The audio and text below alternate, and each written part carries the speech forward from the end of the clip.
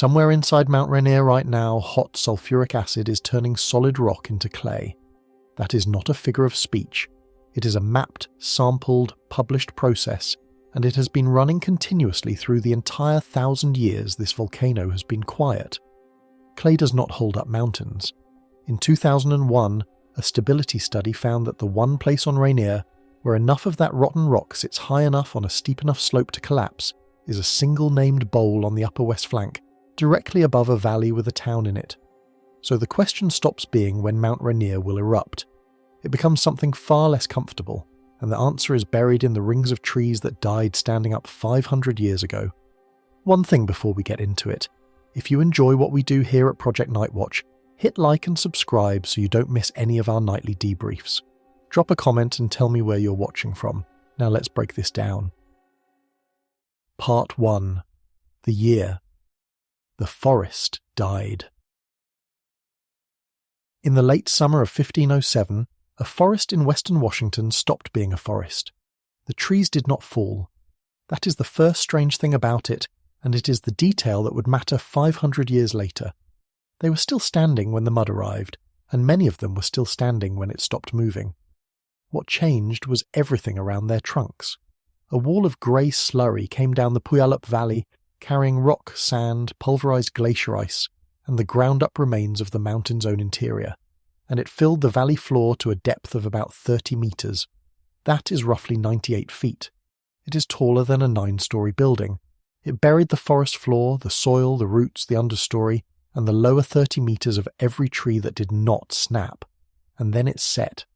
Some of the trees it did break were 3 meters across, 10 feet in diameter. Old-growth Douglas fir, the kind that takes 6 or 7 centuries to grow, and the flow took them down the way a river takes a reed. That was the largest lahar Mount Rainier has produced in the last 1,000 years. It has a name now, the electron mudflow, and the deposits it left are not some subtle geological signature you need a trained eye to find. They are the ground. If you drive to the town of Orting, Washington today, a town of roughly 8,500 people sitting where the Puyallup and Carbon rivers meet, you are standing on it. The flat, fertile, beautiful valley floor that Orting is built on is the top surface of that flow. The town is on the deposit, and here is where this story turns into something other than a piece of geological trivia, because in 2026 a team of researchers finally pinned down exactly when it happened, and then went looking for the eruption that caused it. There isn't one. I want to be precise about what that sentence means, because it is the spine of everything that follows, and it is very easy to overstate. Nobody has proven that Mount Rainier did not erupt in 1507. What they have established is that no ash layer has been found that corresponds to a 1507 eruption at Mount Rainier. In a region where volcanic ash layers are among the most reliable dating tools available, in a mountain range where the tephra record has been picked over for a century, the largest debris flow of the past 1,000 years sits in the ground, with no eruptive fingerprint attached to it. The cause is listed in the research as unknown. Now hold that against what almost everybody believes about this mountain. Ask a person in Seattle or Tacoma what the danger from Mount Rainier is, and the answer will be some version of, it might erupt one day. That is the mental model. The volcano is a bomb, the bomb has a fuse, and when the fuse starts burning we will see it, because that is what monitoring is for. Seismometers pick up the earthquakes that magma makes when it forces its way upward. Tiltmeters and satellite radar pick up the swelling as the edifice inflates. Gas sensors pick up the sulfur dioxide as the magma degasses. There is a whole choreography of precursors. It has been studied at volcanoes all over the world, and at Mount Rainier the instruments are in place and they are watching for it. That model is not wrong. It is just aimed at the wrong disaster. Because the thing that threatens roughly 90,000 people who live in the valleys below Mount Rainier does not require an eruption. It requires only that a large enough piece of the mountain stop holding itself up. And Mount Rainier, right now, on a day when its alert level is green, and its aviation color code is green and absolutely nothing unusual is happening, is being chemically taken apart from the inside. That is not a metaphor. I want to be careful here, because this is a channel where I try very hard to keep the drama attached to the data, and the phrase rotting from the inside sounds like the kind of thing somebody says to make a mountain scarier than it is. It isn't. It is close to a literal description of a process that geologists have mapped, sampled, modelled and published on for decades. Inside Mount Rainier there is a hydrothermal system. Hot, acidic, sulfur-bearing water heated by the residual magmatic plumbing far below, circulating through cracks and pore spaces in the rock. That water does something specific to volcanic rock. It dissolves it and reassembles it. Hard, strong, brittle andesite goes in one side of the reaction, and soft clay minerals come out the other. Clay does not hold up mountains, and the process does not care whether the volcano is erupting. It does not pause when the magma stops moving. It has been running through the last 1,000 years of eruptive quiet exactly as it ran during the eruptive periods before that, and every year it runs, a little more of the strong rock inside Mount Rainier becomes something closer to wet putty. So the question this video is actually about is not when Mount Rainier will erupt. On any honest reading of the evidence, the answer to that is probably not soon, and I will show you the numbers that support that later. The question is whether the mountain needs to erupt at all to do the thing everybody's afraid of.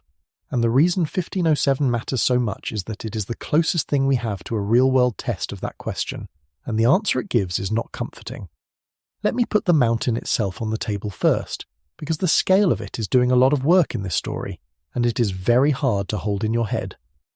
Mount Rainier stands 4,392 metres above sea level. In feet, 14,411. It is the highest peak in the Cascade Range by a wide margin, and it is the most heavily glaciated peak in the lower 48 states, not by a little, but by an amount that sounds like a typographical error when you first hear it. We will get to that number. It sits about 95 kilometres, roughly 59 miles southeast of Seattle, and about 70 kilometres, roughly 44 miles southeast of Tacoma. On a clear day it is visible from both, and from the ferries, and from the interstate, and from the windows of office buildings, and it is so consistently visible that people in the region simply call it the mountain, as though there were only one. The United States Geological Survey describes it this way, and I want to read the description carefully because every clause in it is a hazard input rather than a piece of scenery. Because of its elevation, its relief, its hydrothermal alteration, its ice cap, its glacier-fed radial valleys, and its proximity to encroaching suburbs of the Seattle-Tacoma metropolis, Mount Rainier is the most threatening volcano in the Cascades. Read that list again. Elevation. Relief, meaning how steeply it rises above the land around it. Hydrothermal alteration, sitting right there in the middle of the sentence listed as a hazard characteristic in exactly the same breath as the ice and the height. Glacier-fed radial valleys, which is a formal way of saying that there are river valleys running outward from this mountain in every direction like spokes, and they all lead somewhere people live. And then the last clause, which is the one that has changed the most in the last century, proximity to encroaching suburbs. The mountain has not moved. The suburbs have.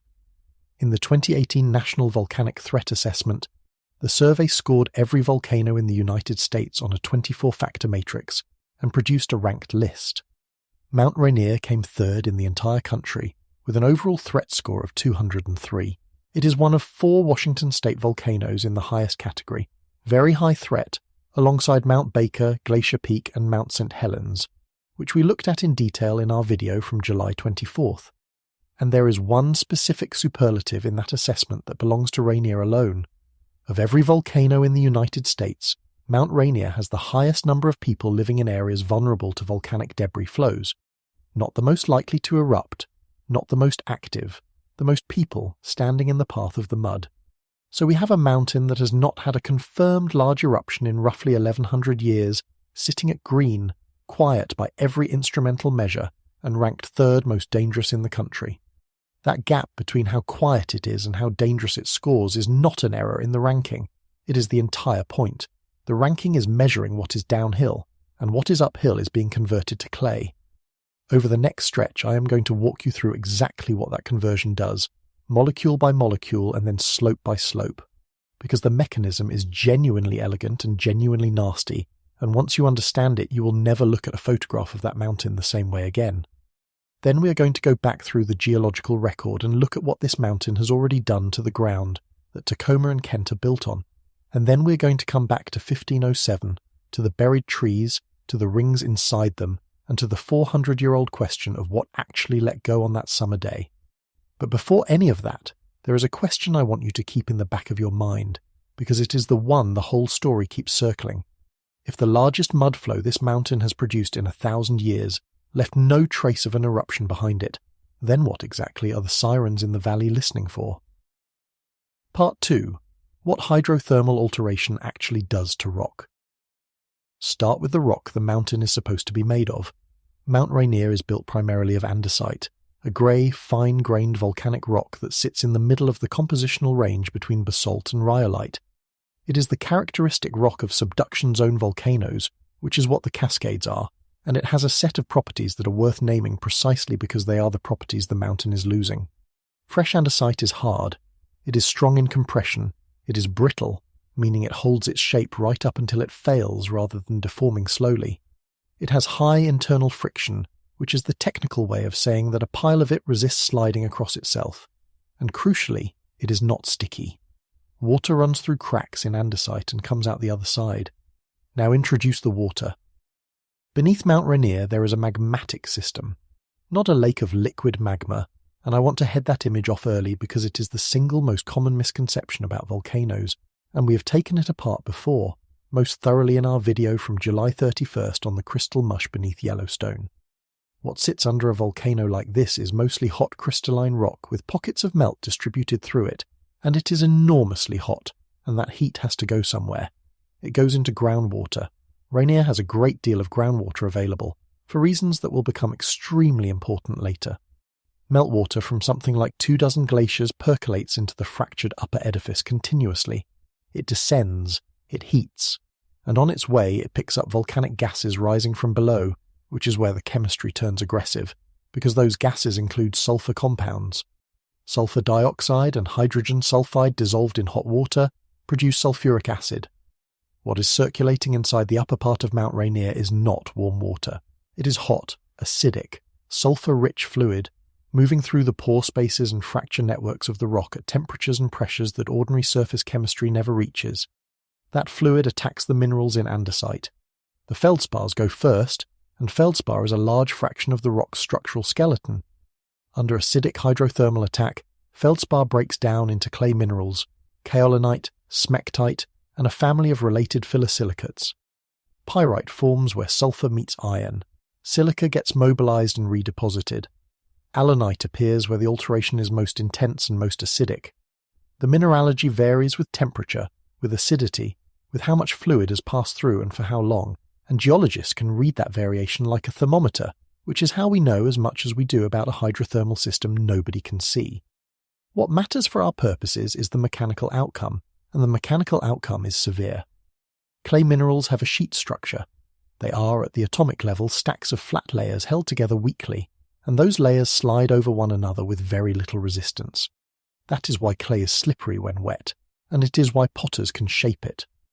A rock mass that has been converted from interlocking feldspar and pyroxene crystals into a matrix of clay has lost most of its cohesion and a large fraction of its internal friction. It also gains a new and dangerous property. It becomes far less permeable. Water that used to drain through the rock now gets trapped inside it, because clay holds water rather than passing it along. Trapped water raises pore pressure, and pore pressure pushes the grains of the rock apart, which reduces the effective stress holding the mass together. It is a self-reinforcing loop. Alteration makes clay, clay traps water, trapped water weakens the mass further, and weakened rock fractures more, which lets in more fluid. So you get a body of rock inside the mountain that is soft, waterlogged and slippery, sitting inside and underneath rock that is still hard and still steep. And there is a second consequence, which is the one that turns a landslide into a catastrophe, and I want to spend a moment on it because it is not obvious. If a mass of fresh, unaltered rock breaks loose from a mountainside, you get a rock avalanche. It is violent, it is fast, and it is destructive, but it is also short-ranged. Dry rock avalanches tend to stop within a few kilometers of the slope they came off, because the energy dissipates and the debris piles up. That is bad if you're standing at the base of the mountain. It is not a regional disaster, but if the mass that breaks loose is rich in clay, and if it entrains water on the way down, it does not behave like a pile of rubble. It behaves like a fluid. The clay particles suspended in water hold the whole mixture together as a dense, viscous slurry that does not separate and does not drain. The water stays in it. The mass stays mobile, and because it is far denser than water, something like 2 or 2.5 times denser, It carries enormous momentum for its volume. Boulders that a river could never move ride along inside it, suspended like gravel in wet concrete. That is a lahar. It is an Indonesian word, and it entered the geological vocabulary because Indonesian volcanoes produce them relentlessly. A lahar is a volcanic mudflow, and the clay-rich variety, the kind that comes off a hydrothermally altered edifice, is the long-distance one. It does not stop at the base of the mountain. It goes down a river valley, filling it wall to wall at speeds that have been measured in the range of 40 to 80 kilometers an hour on steep ground, and it keeps going for tens of kilometers, occasionally for 100, and it does not need an eruption to do any of this. Every single element of the process I have just described is available on a quiet Tuesday. The clay is already there, the water is already there, the steepness is already there. What is missing is only the trigger, and a trigger can be almost anything that disturbs a marginally stable mass. A burst of pressurized fluid, a strong earthquake, an unusually warm week that puts more meltwater than usual into an already saturated body of rock, or, yes, an eruption. But an eruption is one item on a list, not a requirement. It is worth pausing on how much of this can be read directly out of the rock, because it is the reason anybody can speak with confidence about a system buried inside a mountain. Different alteration minerals form under different conditions, and those conditions are narrow enough to act as a record. Alunite requires strongly acidic fluids and forms in what geologists call the acid sulfate environment, close to where rising volcanic gas meets groundwater. Kaolinite forms under acidic but somewhat less extreme conditions. Smectite clays form at lower temperatures still, pyrite marks where sulfur met iron in an oxygen-poor setting. When you collect a sample of altered rock, identify its mineral assemblage, and place it in that framework, you are effectively reading a thermometer and a pH meter that stopped running when the sample was ripped out of the mountainside.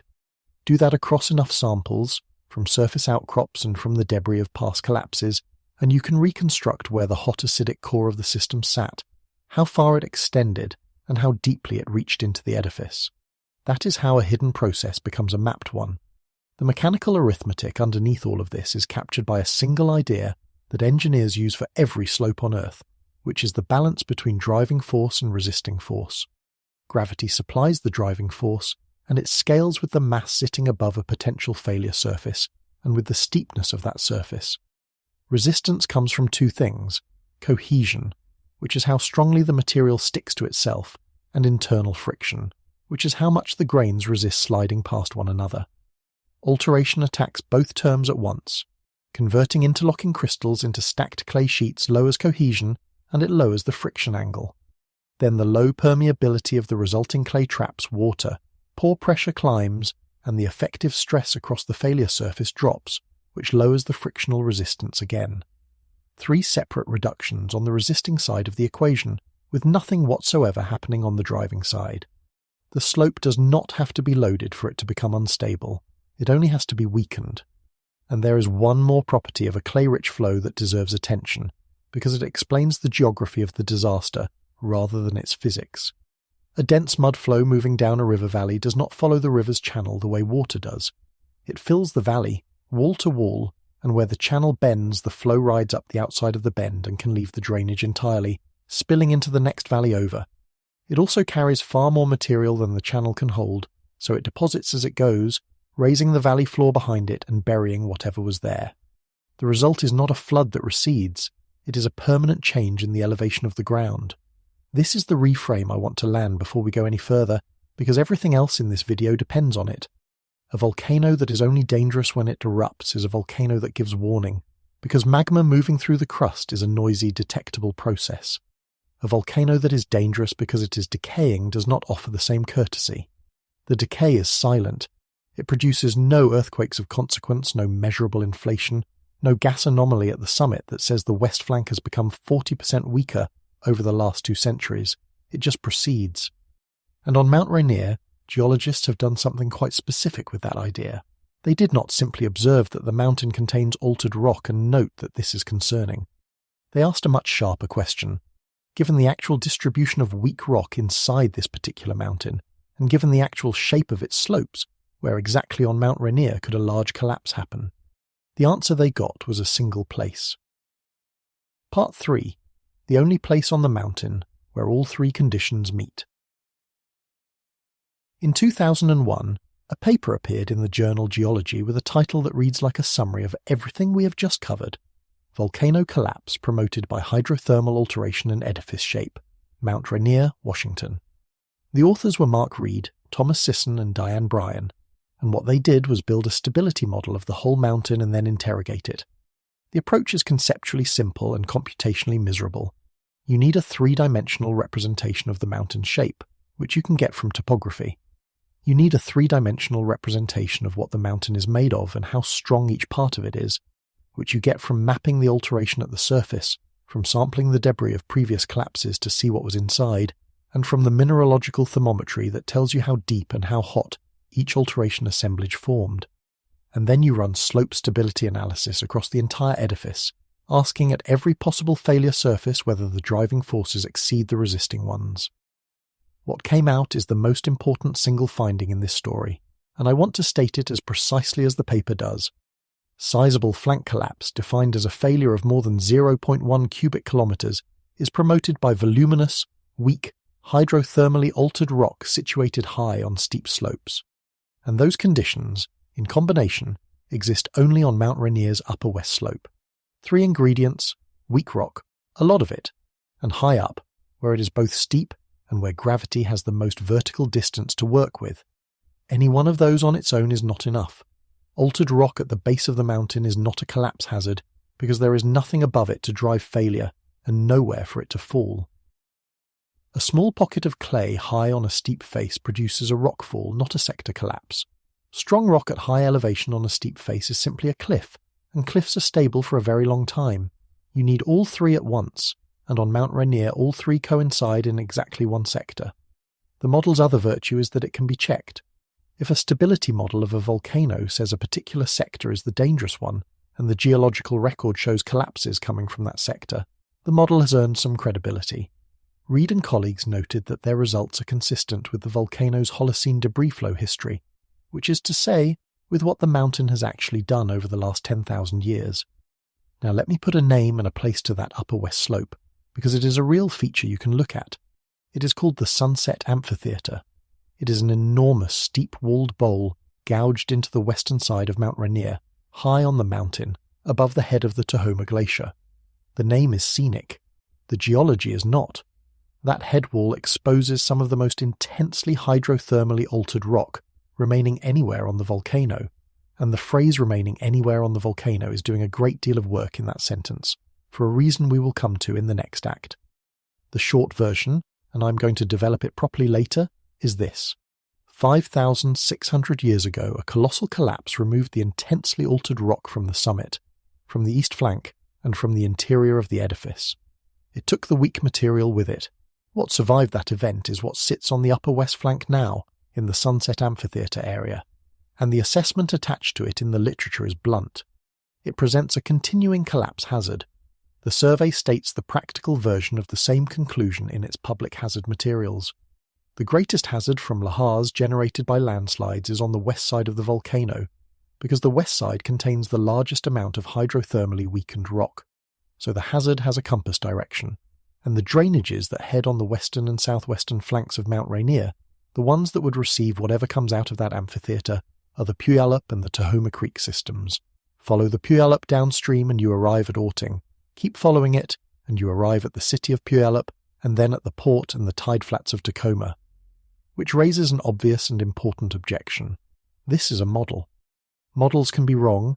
Models depend on assumptions about rock strength that are genuinely difficult to constrain, and a stability analysis is not the same thing as a prediction. Is there any physical evidence that the rock in the Sunset Amphitheatre actually fails, as opposed to merely scoring badly in a computer? There is, and it is unnervingly recent. Early in the 20th century, a rock avalanche came off the mountain onto the Tahoma Glacier. The debris from that avalanche has been examined, and it contains magmatic hydrothermal alteration, exposed in the avalanche headwall in the Sunset Amphitheatre. In plain terms, a piece of the weak rock let go, within the period of written record in Washington state, and the scar it left shows you the altered material it came out of. Nobody was hurt. It was small. It is not evidence that a sector collapse is imminent, and I am not going to pretend it is. But it does answer the objection. The weak rock is not an inference from a model. It is a real body of altered material, high on a steep face, and it has already demonstrated that it detaches. There is also a wider survey of the alteration itself, published in 2008 in the Journal of Volcanology and Geothermal Research, titled Characteristics, Extent and Origin of Hydrothermal Alteration at Mount Rainier Volcano, Cascades Arc, USA, with the subtitle Implications for Debris Flow Hazards and Mineral Deposits. That work maps how far the alteration extends, how intense it is in different sectors, and what the mineral assemblages reveal about the conditions that produce them. The implications clause in that title is not decorative.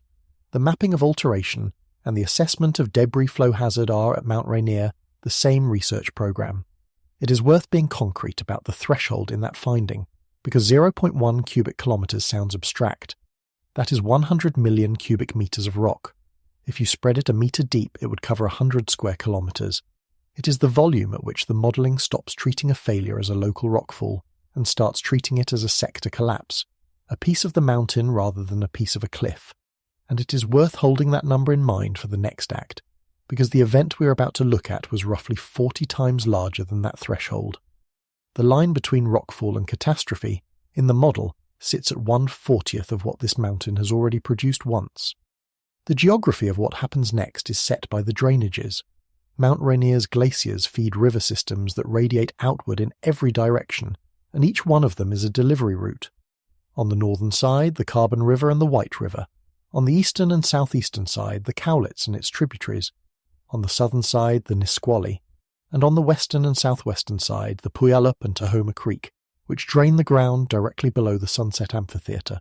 When a hazard assessment tells you that the weak rock is concentrated on the upper west flank, it is simultaneously telling you which valleys are exposed, because a lahar does not choose a direction. It goes where the topography sends it, and the topography below the Sunset Amphitheatre sends it into the Puyallup system. There is a further point about the west flank that is easy to miss and worth stating plainly. The reason the altered rock survives there is not that the western side of the mountain is somehow more chemically active than the rest. It is that the western side is the part that has not collapsed yet. Every other sector of Mount Rainier that carried a large volume of intensely altered rock high on a steep slope has already unloaded it. What remains is not a random pocket, it is the last one.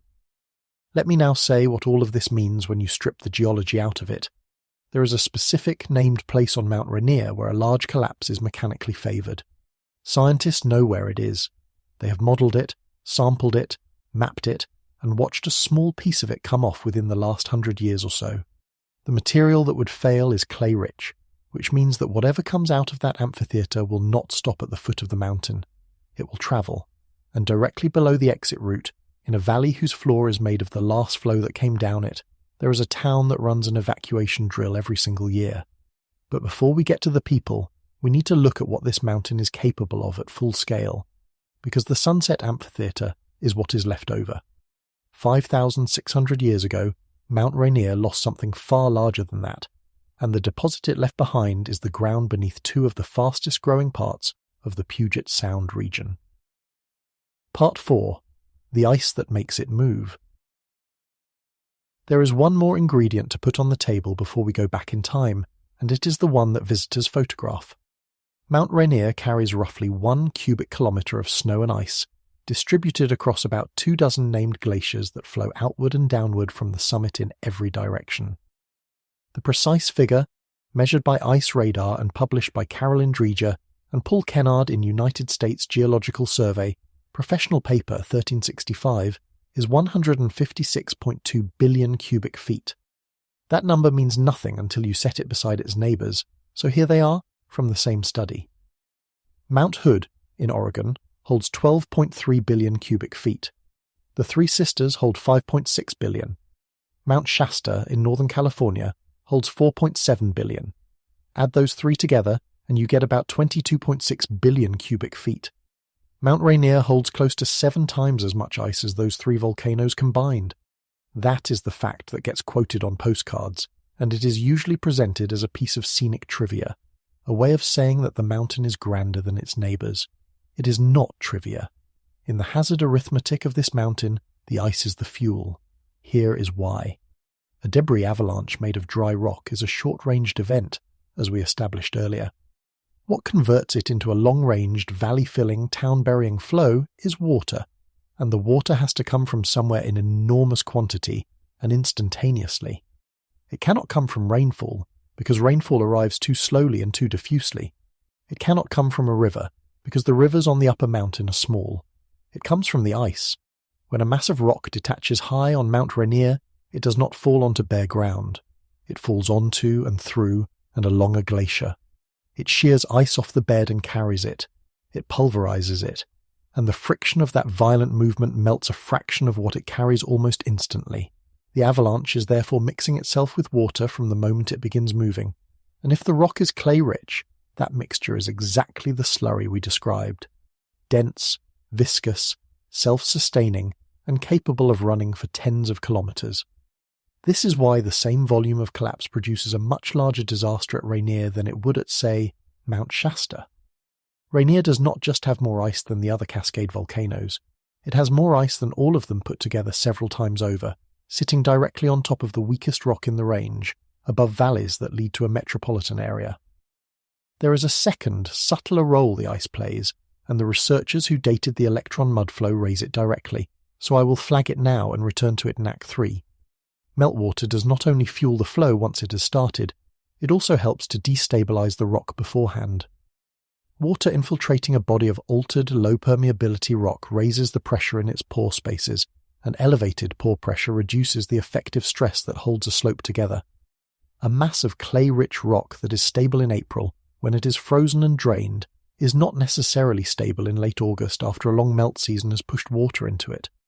Hold on to that, because the date of the 1507 flow is going to turn out to be one of the more interesting details in this entire story, and the reason it is interesting is the season. The distribution of the ice matters as much as the total. Because Rainier's glaciers radiate from the summit rather than concentrating on one face, there is no aspect of the mountain where a collapse would land on dry ground. The Emmons and the Winthrop on the northeast, the Nisqually on the south, the Carbon on the north, the Tahoma and the Puyallup glaciers on the west. Whichever sector fails, the failing mass immediately encounters several hundred meters of ice thickness on its way down.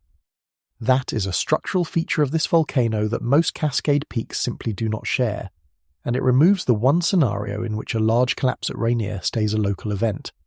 There is also a compounding effect at the very start of the sequence that is worth spelling out. Glacial ice is not a passive layer sitting on top of the rock. It is actively lubricating the contact beneath it. It is delivering meltwater into the fractures of the rock it rests on year after year, and where that rock is hydrothermally altered, it is feeding the same low permeability, high pore pressure system that is doing the weakening. The ice, in other words, is not only the fuel for the flow, it is part of the supply chain for the decay. For now, the summary is short. Mount Rainier combines the weakest rock in the Cascade Range with the largest reservoir of ice in the contiguous United States, arranged on the steepest possible geometry, above the most heavily populated volcanic hazard zone in the country. Every one of those factors was present 5,600 years ago, when the mountain did something that is difficult to picture even when you are standing on the evidence. Part 5, 5,600 years ago, the summit came off. Mount Rainier used to be taller, not dramatically taller in the way that makes for a good headline, but taller and shaped differently, and crucially it used to have a great deal more weak rock inside it than it does now. Then, about 5,600 years ago, the northeast flank and the summit of the volcano let go. The event is called the Osceola mudflow, and it is the largest lahar Mount Rainier has produced in the last 10,000 years.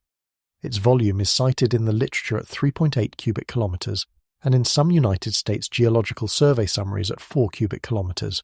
I'm going to give you both numbers rather than splitting the difference, because the discrepancy is a real one between a peer-reviewed sedimentological study and a public summary figure, and it is a good habit to notice which number came from where. Either way, we're talking about something close to 4 billion cubic meters of mountain in motion. The trigger, in this case, we do know. The collapse occurred during phreatomagmatic eruptions at the summit. Phreatomagmatic means magma meeting water, and on a mountain wearing a cubic kilometer of ice, magma arriving at the summit meets water essentially by definition. Those eruptions are recorded in the deposits, so the Osceola is not a mystery in the way that 1507 is. But notice what the eruption did and did not do. It did not blow the mountain apart. What it did was disturb rock that was already weak, already altered, already sitting at the edge of stability, and the phrase used in the technical literature is that the avalanche moved already weak, hydrothermally altered rocks. The eruption was the trigger, the alteration was the cause. And then the second thing happened, which is the thing that turns a collapse into a regional disaster. The mass began as a water-saturated avalanche, and as it moved downstream it transformed into a lahar. It did not stay a landslide. Somewhere in the first few kilometers of its descent, the debris avalanche entrained enough water and enough of its own clay fraction to change state, from a chaotic, tumbling mass of broken rock into a coherent, flowing fluid. Once that transition happens, the physics change completely, and the run-out distance goes from a few kilometers to 100. Follow it down the mountain. It went into the White River Valley on the northeast side, and it filled that valley to a depth of 80 to 150 meters. In feet, 260 to 490. Try to hold that image accurately, because the instinct is to picture a flood, and a flood is the wrong picture. This was not water rising in a valley. This was the valley being filled with a moving slab of wet rock, from wall to wall 400 feet thick, travelling fast enough that anything on the valley floor had no meaningful opportunity to move. Then it left the mountains. Out in the Puget Sound lowland, the confining valley walls end, and a flow that has been channeled spreads laterally. The Osceola mudflow spread across 210 square kilometers of that lowland, which is 82 square miles. Not 82 square miles of thin mud, 82 square miles of deposit thick enough that it remains a mappable geological unit 5,500 years later, and thick enough that everything living on that surface at the time ceased to exist. The distance from the source is where the number becomes hard to accept. The flow reached 70 to 100 kilometers from the mountain, 44 to 62 miles. That is a debris flow, originating on a mountainside, arriving intact at the shoreline of an inland sea more than an hour's drive away. And it did not stop at the shoreline. The Osceola mudflow entered Puget Sound and kept going underwater, travelling as much as 20 kilometers, 12.5 miles along the seafloor. That is possible because the flow is far denser than seawater, so it does not float or disperse on contact. It sinks, hugs the bottom, and continues as a submarine density current. There is a deposit on the floor of Puget Sound that came off Mount Rainier. Now, the part that turns all of this from geology into something you can stand on.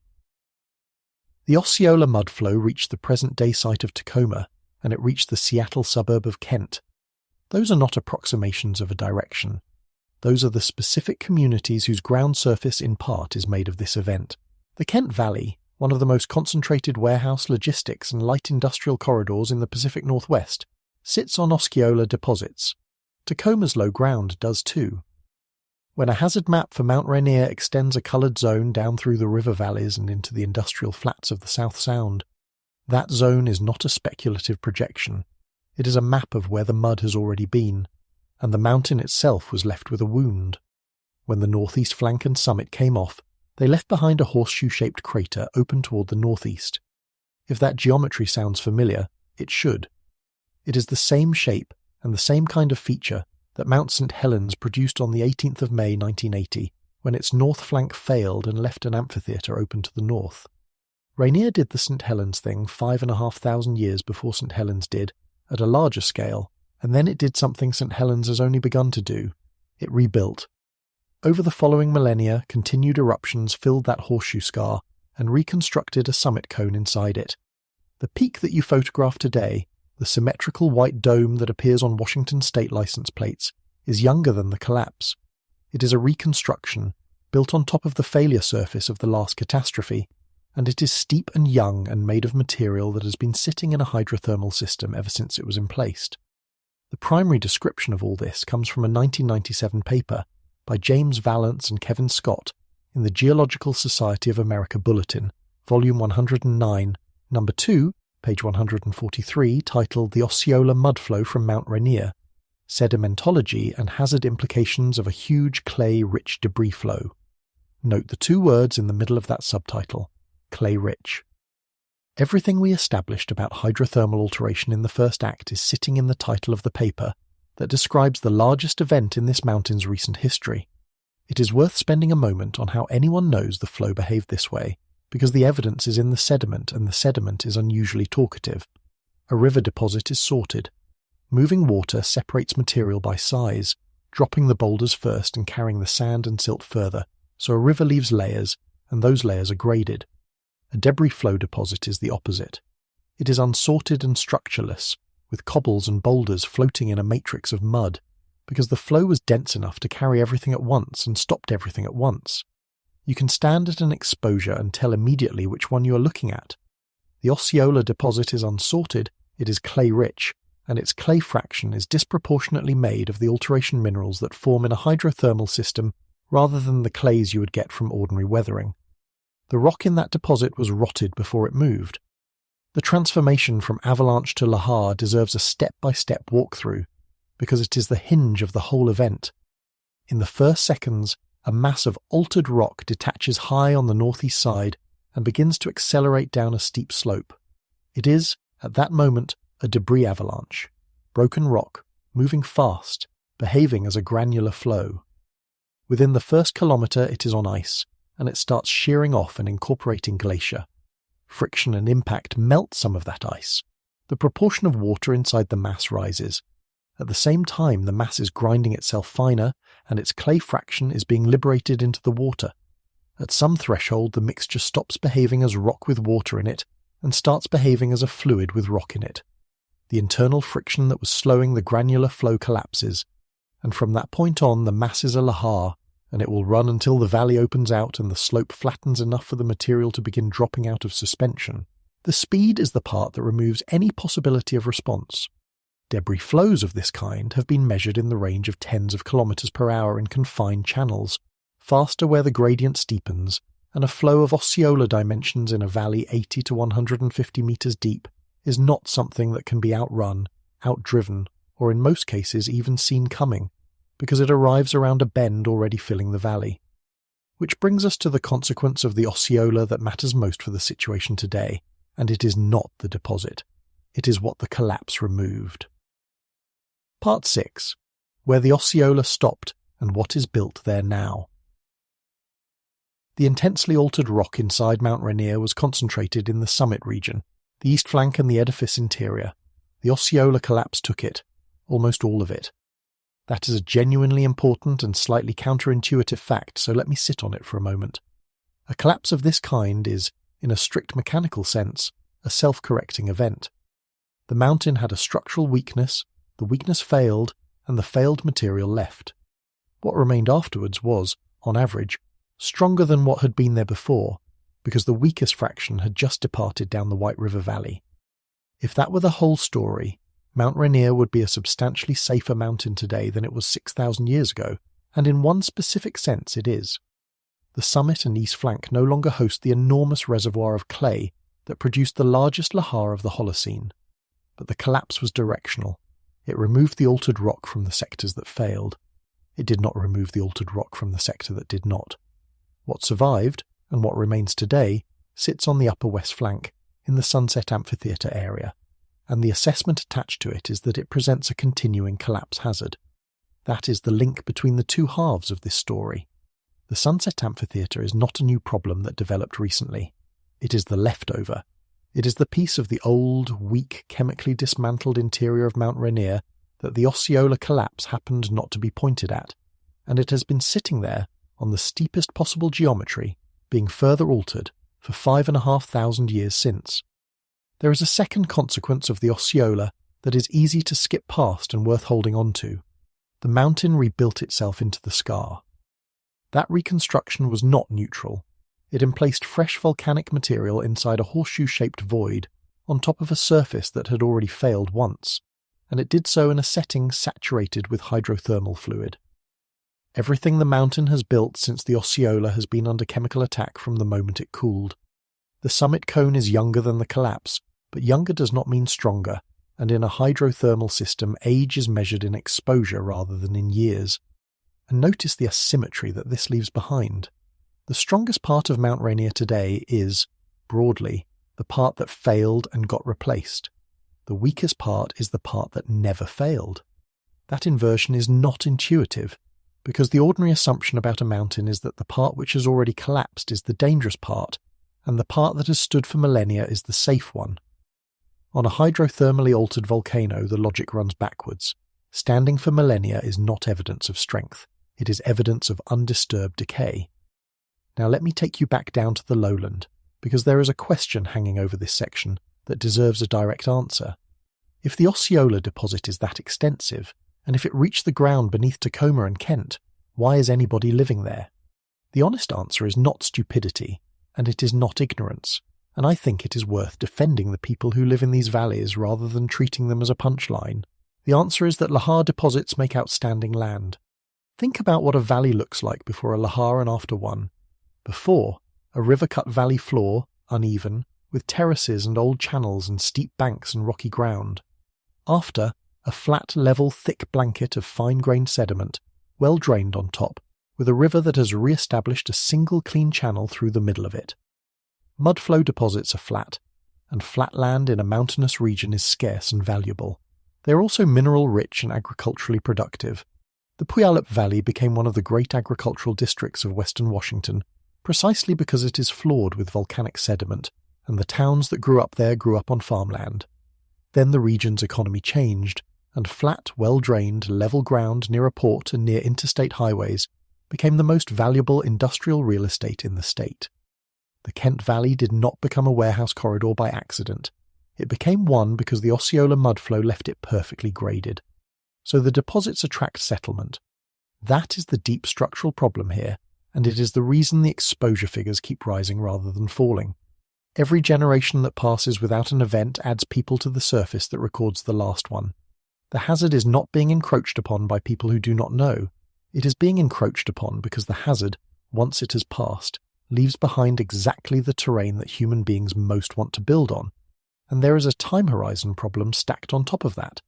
5,500 years is beyond any cultural, institutional, or legal memory in the region. Even the more recent event, the 1507 flow, predates the founding of every town in the valley. There is no living tradition of a lahar in the Puyallup Valley, no family stories about the year the mud came, no ruins to walk past. There is only the ground, which does not look like a warning. It looks like a field. There is a further wrinkle in how these deposits present themselves on the ground, and it works against recognition rather than for it. A lahar deposit that is 5,500 years old is not raw grey mud sitting on the surface.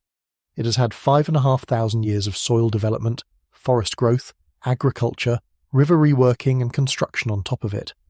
In many places you would have to dig to find it, and even then a person without training would see brown dirt with rocks in it. The catastrophe is not visible as a catastrophe.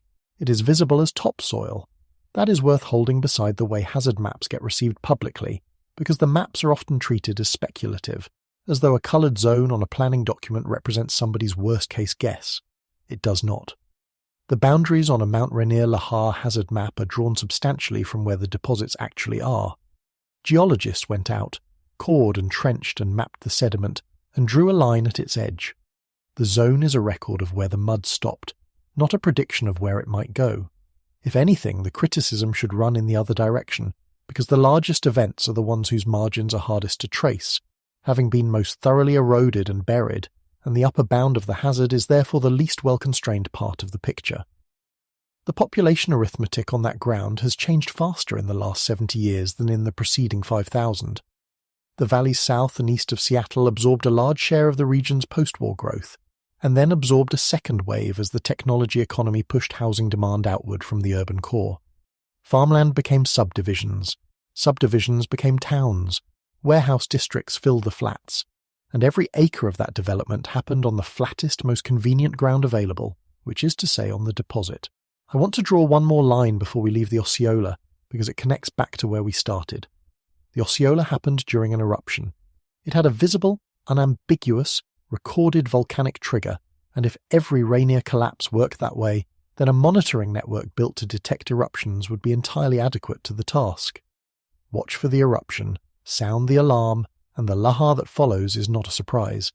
That is the model that the safety architecture in these valleys was designed around, and for 5,500 years the largest event in the record supported it. It is a reasonable model.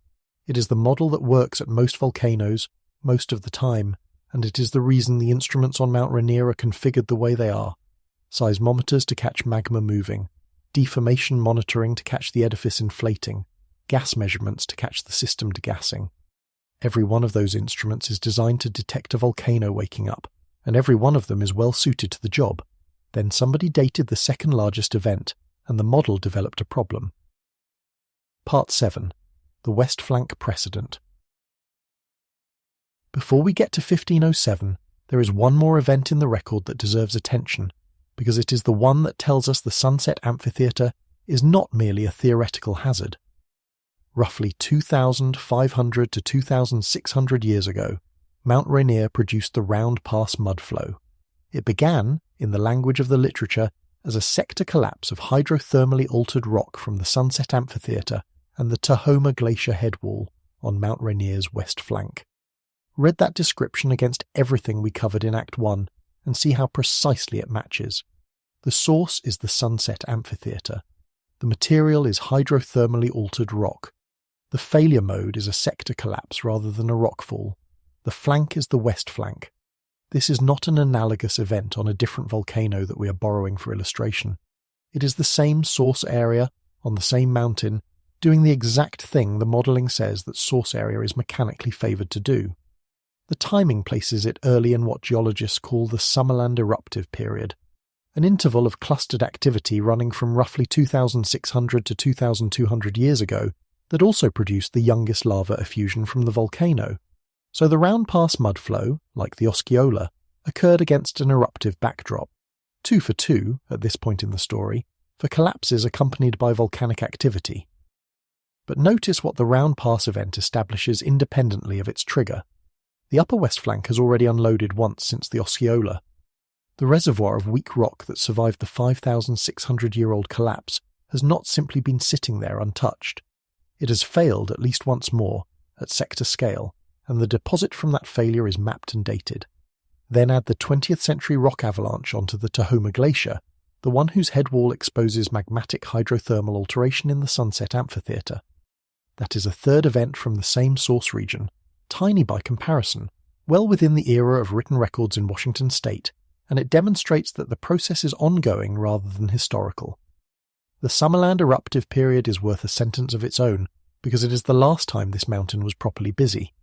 Clustered activity across roughly 4 centuries, including the youngest lava effusion Mount Rainier has produced, means that for a stretch of the late Holocene this was an active volcano in the ordinary sense of the word, erupting periodically, building itself, behaving the way people expect a volcano to behave.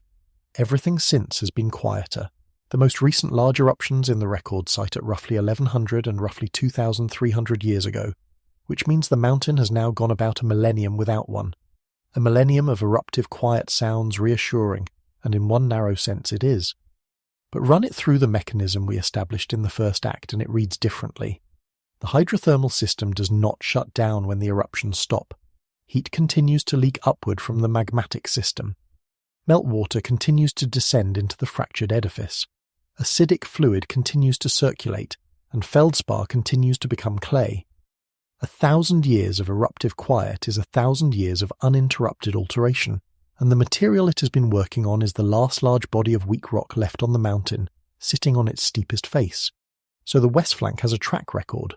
A sector collapsed 2,500 years ago, a rock avalanche within the last century or so, and in between, 5,600 years of continuous chemical alteration, converting more andesite into more clay on the steepest, highest, most gravitationally loaded face of the mountain. Here is how that connects back to the thread running through this whole video. Every event we have examined so far had a volcanic context. The Osceola came with phreatomagmatic eruptions. The Round Pass came at the start of an eruptive period. If the pattern held, then the relationship between eruptions and collapses at Mount Rainier would be reliable enough to build a warning system on, and everything I have been telling you about silent decay would be an interesting piece of mechanism with no practical consequence. Because in practice the mountain would always announce itself first. The pattern does not hold, and the event that breaks it is the one whose deposits are underneath the town that runs the evacuation drill. Part 8. Reading the rings of trees that died standing. For most of the time that geologists have known about the electron mudflow, its date was a range. That is normal. Radiocarbon dating, which is the workhorse method for anything organic in the last 50,000 years, does not give you a year. It gives you a probability distribution, and once you have run it through the calibration curve that corrects for variations in atmospheric carbon over time, you typically end up with a window of several decades at best. For an event 500 years old, a radiocarbon date of roughly 1400 to 1600 is a perfectly respectable result, and for most purposes it is enough. You know the flow is late in the record. You know it postdates European contact in the Americas and predates settlement in Washington. You know roughly where it sits in the sequence. What you do not know is anything about the circumstances, and circumstances are what this question needs, because the difference between an eruption-triggered collapse and a spontaneous one is not visible in a deposit. Both produce the same unsorted clay-rich mud. To distinguish them, you need to line the flow up against everything else that was happening, and to do that you need a year, not a century. That is what a team of researchers set out to get, and the result was published in 2026 in the journal Geology, Volume 54, Number 2, page 189, under the title Forest Floor Burial in 1507 by the largest Mount Rainier lahar of the past millennium. The date is in the title, 1507, a single year. The method that produced it is dendrochronology, and I want to explain how it actually works, because it is one of the most quietly extraordinary techniques in the earth sciences, and because understanding it is what makes the result convincing rather than merely stated. Start with what a tree ring is. In a temperate climate with a distinct growing season, a tree lays down new wood each year in a ring. The wood formed early in the season, in spring, when water is plentiful and growth is fast, has large cells with thin walls, and it appears light in colour. That is early wood. As the season progresses and conditions tighten, the cells get smaller and their walls get thicker, and the wood appears darker. That is late wood. The boundary between one year's late wood and the next year's early wood is sharp, and that boundary is what you count. Now the crucial part. Ring width is not constant. It varies from year to year according to conditions. A wet, mild year produces a wide ring. A drought year or a cold year produces a narrow one. And because the trees in a region are all experiencing the same weather, they all record the same pattern. Not identically, because every tree has its own local circumstances, but the pattern of relatively wide and relatively narrow years is shared across a landscape.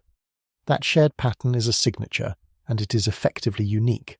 A sequence of, say, 80 rings from a given region, with its particular rhythm of good years and bad years, will match one and only one 80-year window in the regional record.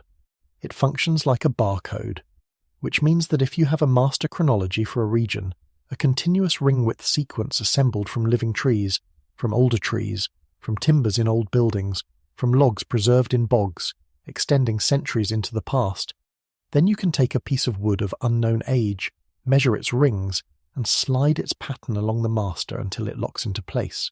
When it locks, you know the calendar year of every single ring in your sample.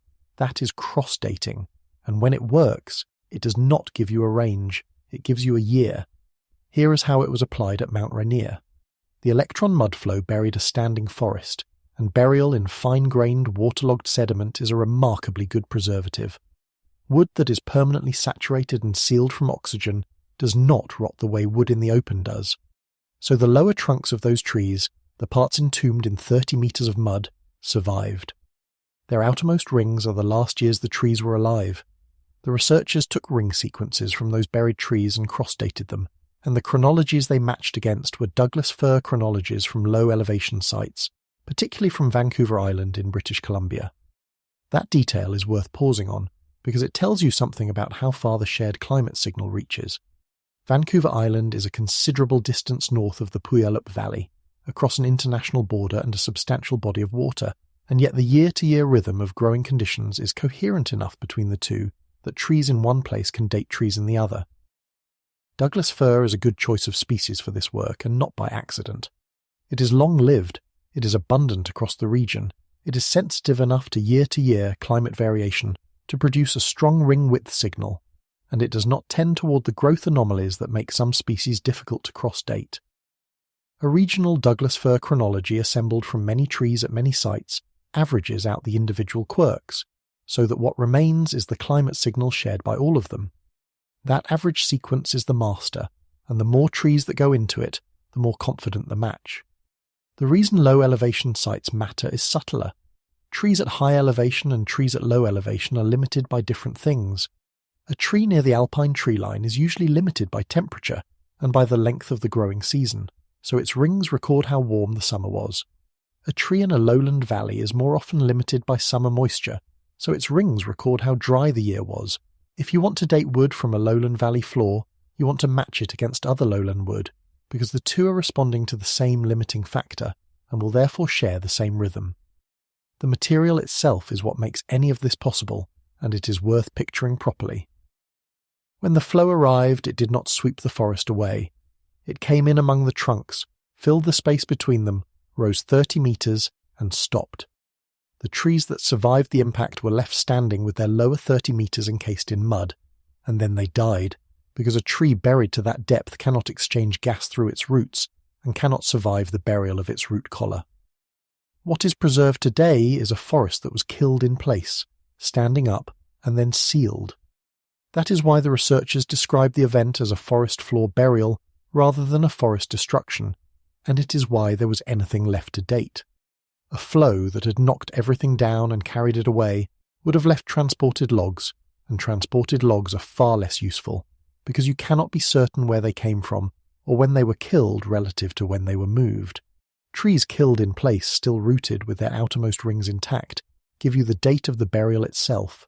The match placed the outermost ring, the last year of growth, in 1507. And then the method gave up something extra, which is the detail that turns the result from precise into pointed. The researchers looked not just at which year the final ring belonged to, but at how much of that final ring the trees had managed to grow before they died.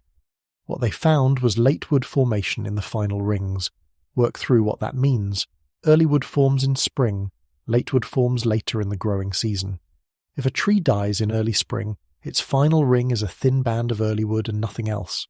If it dies in winter, the final ring is complete, and you cannot easily tell which part of the dormant season it died in. But if the final ring contains late wood, the tree was alive into the later part of the growing season, and it stopped growing at that point rather than completing the year. The trees died in the late summer months of 1507. Now, why does the season matter so much that a research team went looking for it? Because in the Pacific Northwest, landslides have a season, and it is not summer.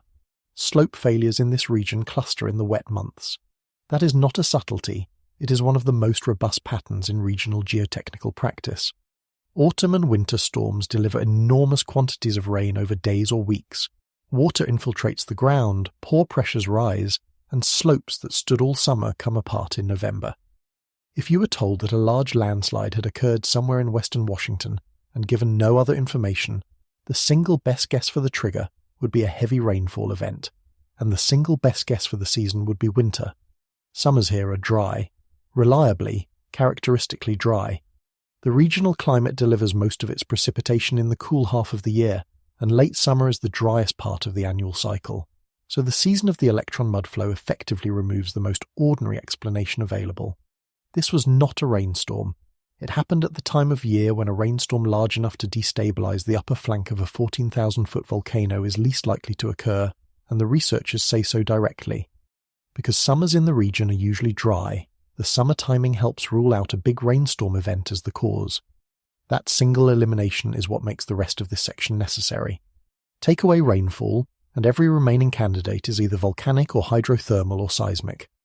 The event has been forced into a much smaller set of explanations, which is presumably why the team then went looking for the most obvious one, and why what they did not find is the most important negative result in the modern hazard assessment of this mountain. Part 9. The missing ash layer. Volcanic ash is one of the most useful substances in the earth sciences, and the reason is that it does three things at once that almost nothing else does.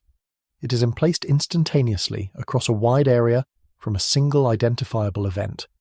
That gives you a time horizon, a layer in the ground that is exactly the same age everywhere it appears.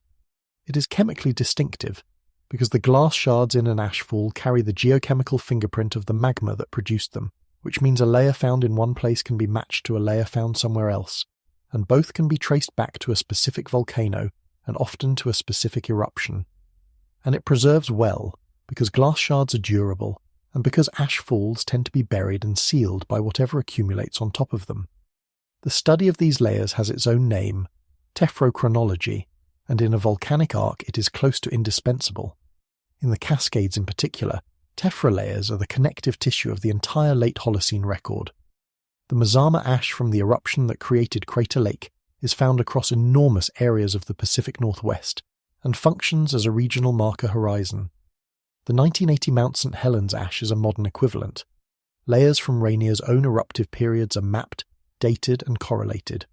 So when researchers wanted to know whether Mount Rainier erupted in 1507, they were not attempting something exotic.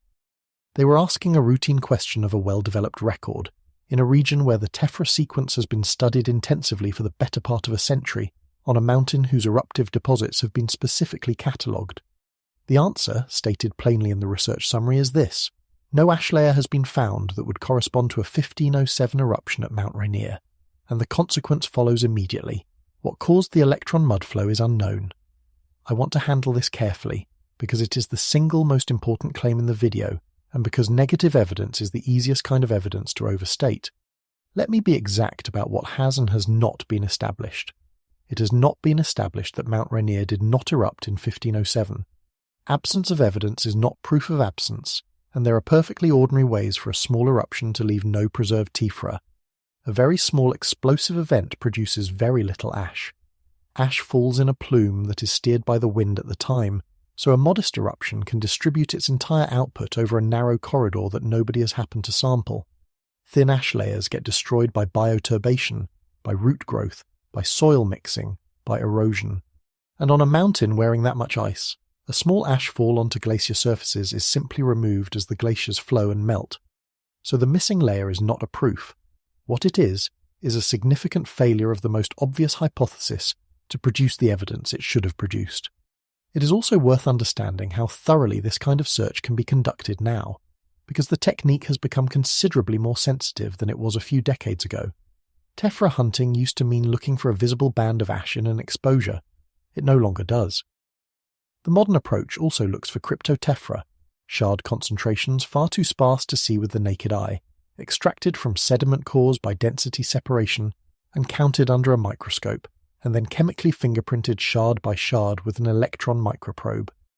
Lake beds and bogs are the preferred archives because they accumulate sediment continuously and quietly, and they do not get churned the way a forest soil does.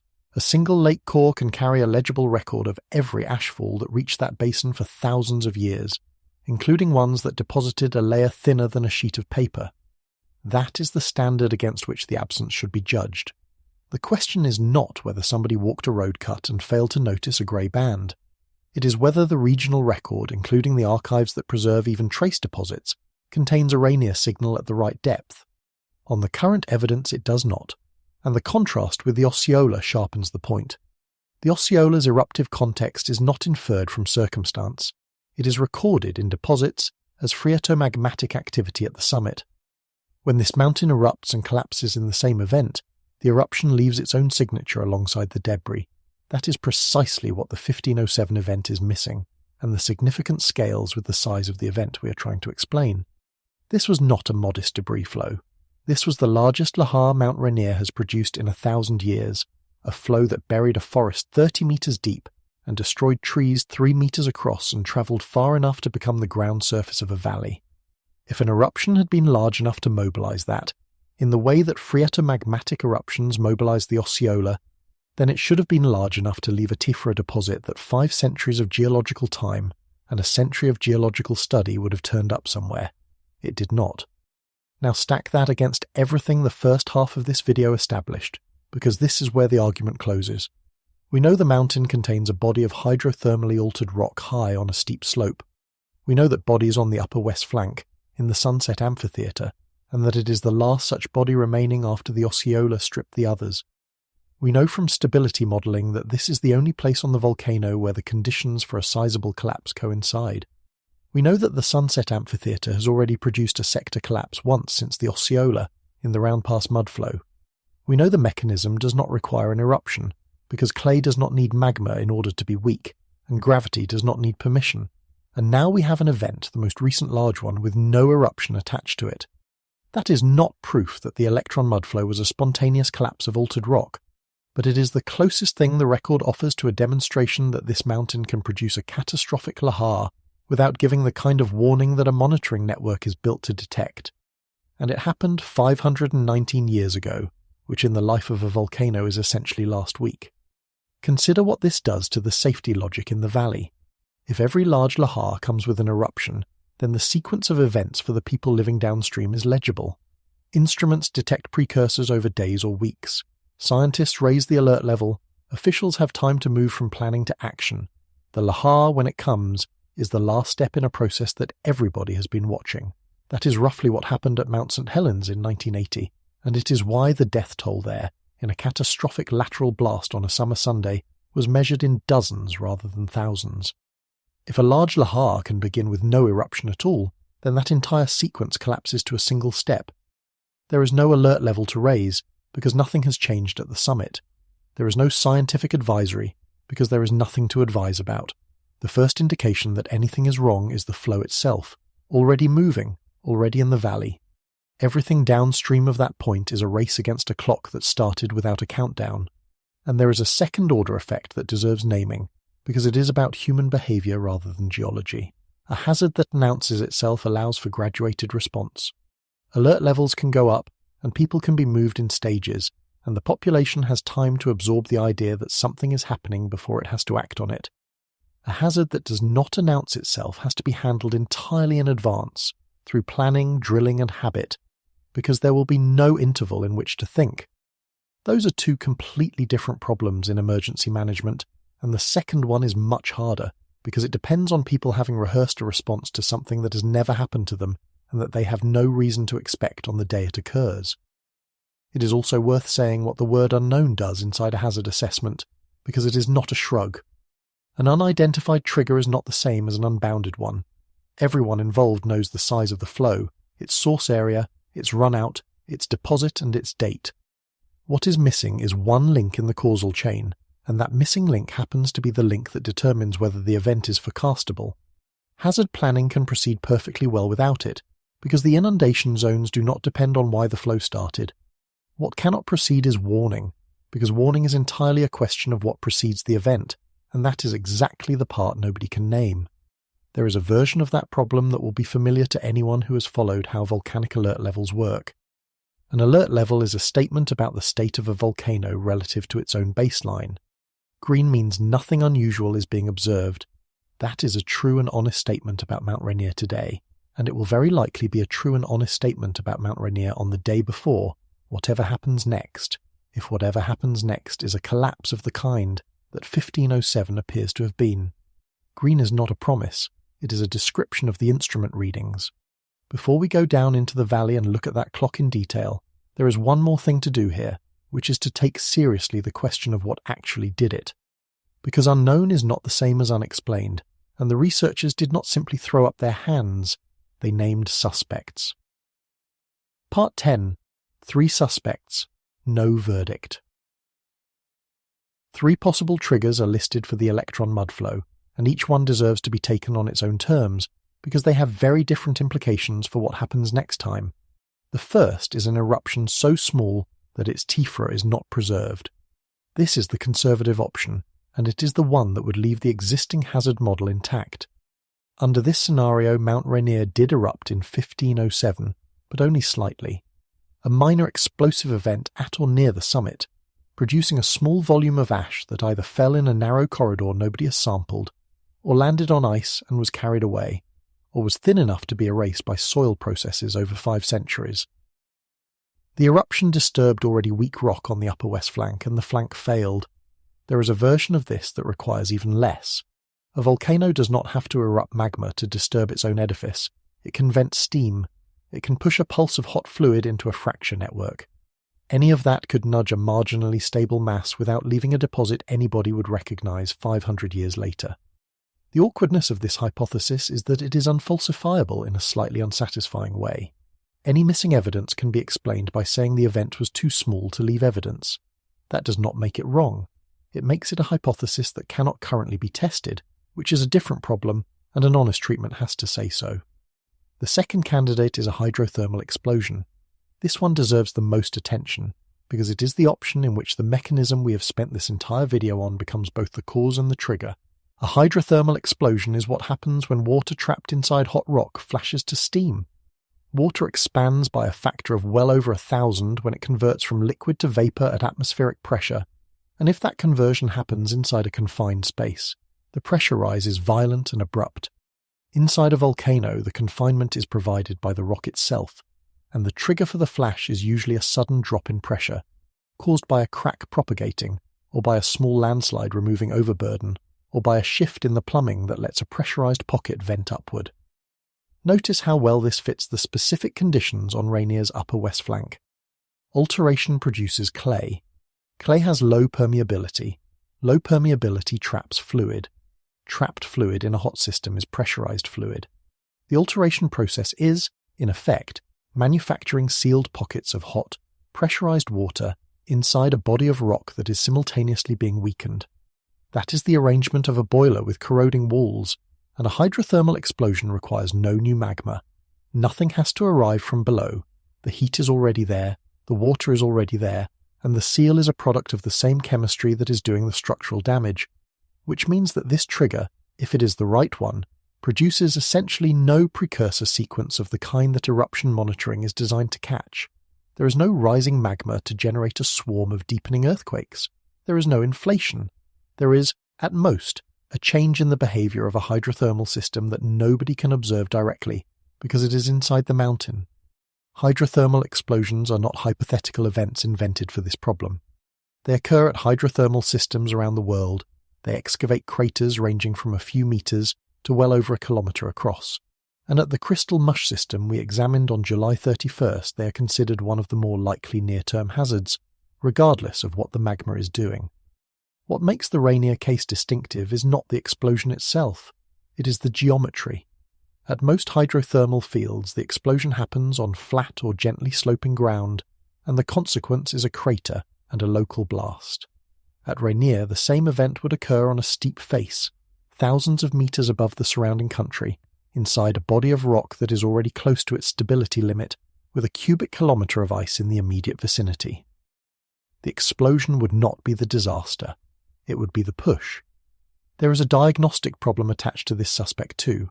A hydrothermal explosion inside altered rock, followed immediately by a collapse of that rock, would leave a deposit dominated by altered material and would not necessarily leave any fresh juvenile magma at all, which means the evidence for it would look very much like the evidence for a spontaneous collapse, and both would look very much like the evidence we actually have.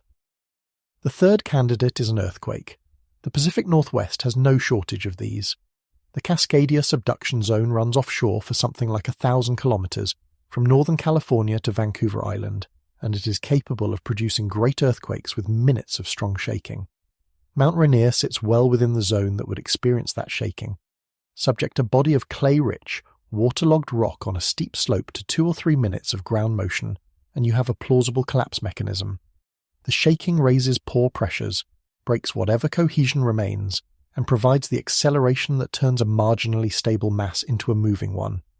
There is a correction to make here, and it matters, because the temptation to draw a line between these two facts is very strong, and the line does not exist. The last great Cascadia earthquake occurred on the 26th of January 1700. We covered that event and the record behind it in some detail in our video from July 25th. The electron mudflow occurred in 1507. Those dates are almost 2 centuries apart. The 1700 earthquake did not cause the electron mudflow, and anyone who tells you otherwise has simply put 2 famous Pacific Northwest dates next to each other without checking them. But the mechanism remains live for the future, and that is the point of listing it. Cascadia will produce another great earthquake. When it does, it will subject the upper west flank of Mount Rainier to prolonged strong shaking, and that flank will be 5 centuries further into its chemical decay than it was the last time. A regional catastrophe with a volcanic collapse nested inside it is not an exotic scenario. It is one of the 3 things on the list. The duration of the shaking is what makes a great subduction earthquake different from an ordinary one in this context, and it is worth being specific about why. A moderate crustal earthquake delivers strong ground motion for a handful of seconds.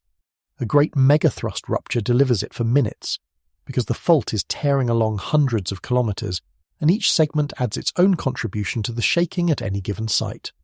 For a saturated, clay-rich slope, duration is the critical variable.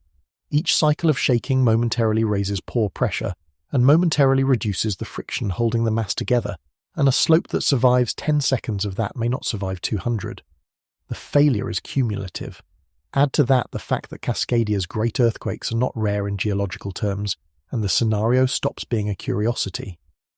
If a large collapse at Mount Rainier were ever initiated by regional shaking, the lahar would be racing down valleys whose bridges had just been shaken, whose roads had just been damaged, and whose emergency services were already responding to a catastrophe across the entire western half of the state. The lahar would not be the disaster, it would be the second disaster, arriving into the first.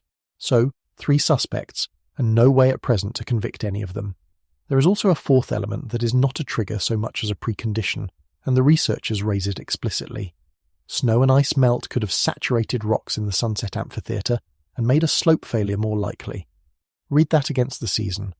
Late summer is the end of the melt season. It is the point in the annual cycle when the maximum amount of meltwater has been delivered into the upper mountain and when the accumulated infiltration is at its peak.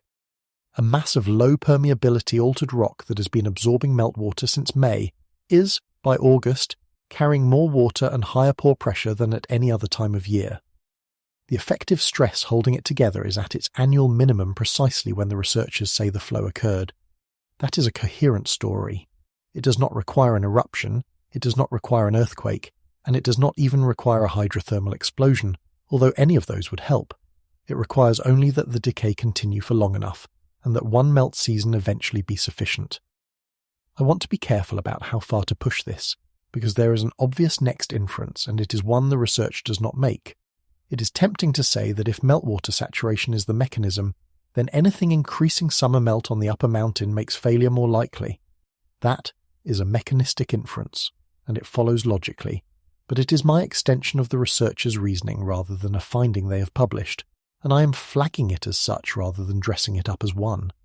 What the research does establish is narrower and, for the people living downstream, sharper. The largest lahar of the past millennium at the most dangerous volcano in the United States happened in the driest season of the year, with no identified eruption, from a mountain that was quiet, which brings us finally to the 90,000 people who live on what it left behind. Part 11. 90,000 people. On top of the evidence. Approximately 90,000 people live in the path of a potential large lahar from Mount Rainier. That is the number that puts this mountain third on the national threat list, and it is the number that earns Rainier its one unique superlative. Of every volcano in the United States, it has the highest number of people living in areas vulnerable to volcanic debris flows, not Kilauea, which erupts continuously, not Yellowstone, which occupies more column inches than every other volcano in North America combined. A mountain that has not had a confirmed large eruption since roughly the year 900. The valley at greatest risk is the Puyallup, and by now you know exactly why. The Puyallup drains the western and southwestern flanks of Mount Rainier, which is where the remaining hydrothermally altered rock is, which is where the stability modelling says the only viable sector collapse would originate, which is where the round pass mudflow came from 2,500 years ago, and which is where the electron mudflow came from in 1507. Everything in the first 3 acts of this video points down that one valley. Start at the top of it and work down. Above the town of Electron, the valley is narrow and steep, a mountain drainage confined by walls. This is the stretch where a flow would be at its fastest and deepest, funneled and accelerating, and it is also the stretch where the least is at stake in human terms, because very few people live in it. Then the valley opens. At the community of Electron, the 1507 flow was about 30 metres deep, 98 feet, as it emerged from the confinement. Downstream of that, the gradient eases, the valley widens, and the flow spread laterally across the valley floor and deposited what it was carrying, which is the process that built the flat ground the towns now sit on. Orting is next. Roughly 8,500 people, at the confluence of the Puyallup and Carbon rivers, sitting on the surface of the deposit. 2 valleys meet there, which is scenic, and which is also the reason Orting is the single most exposed community in the system. It can receive a flow from either drainage, and it sits low and it sits flat. Downstream from Orting, the valley continues to widen through Sumner and Puyallup, a city of some 40-odd thousand people, and then opens onto the tide flats at Tacoma, where the Puyallup River meets Commencement Bay. That final stretch is the industrial heart of the South Sound. The port, the rail yards, the container terminals, the fuel storage. And that ground too is built on volcanic sediment, some of it delivered by the Osceola 5,500 years ago. So the exposure is not a single town in the shadow of a mountain. It is a corridor, tens of kilometers long, containing residential communities, school districts, arterial roads, rail lines, a river system, and a working port. Now here is the part that I find genuinely difficult to sit with, and I want to present it without contempt for anyone involved, because I do not think contempt is warranted. All of this is known, none of it is secret. The United States Geological Survey publishes the hazard maps. The threat assessment that ranks Rainier third nationally is a public document with a published methodology. Pierce County publishes evacuation route information. The school districts run drills and announce the dates in advance. There are signs on the roads in these valleys that say Lahar evacuation route with an arrow pointing to high ground. A person moving to Orting is not being kept in the dark. They are moving to a town where the volcano hazard is on the street furniture, and they move anyway, and I would argue that this is not irrational, which is the uncomfortable part. Consider the actual decision a family makes. The recurrence interval for the largest class of Lahar, the kind that reaches the populated lowland, is roughly 500 to 1,000 years. 519 years have passed since the last one. Those two numbers together do not produce a sense of urgency in any ordinary human being, and they should not, because the annual probability implied by them is genuinely low. Against that, the house is affordable, the valley is beautiful, the schools are good, the mountain is one of the great views in North America, and the commute works. That calculation is defensible on its own terms. The problem is that it is made independently by tens of thousands of families, each of whom is individually correct, and the aggregate result is 90,000 people in the inundation zone. There is a comparison that makes the aggregation problem vivid. Individually, each family in the valley is making a decision with a low annual probability attached to it, and low probability decisions are the ones human beings handle worst, because our intuitions are built for frequencies we can experience rather than for rates measured against a 500-year interval. Collectively, though, the valley is not making one low probability bet. It is holding a very large stake against a rare outcome, and the size of that stake is what turns an individually sensible choice into a societal exposure that gets a number and a rank in a federal assessment. Nobody in that chain did anything wrong. The family bought a house, the developer built on flat ground, the county mapped the hazard, published it, and put up the signs.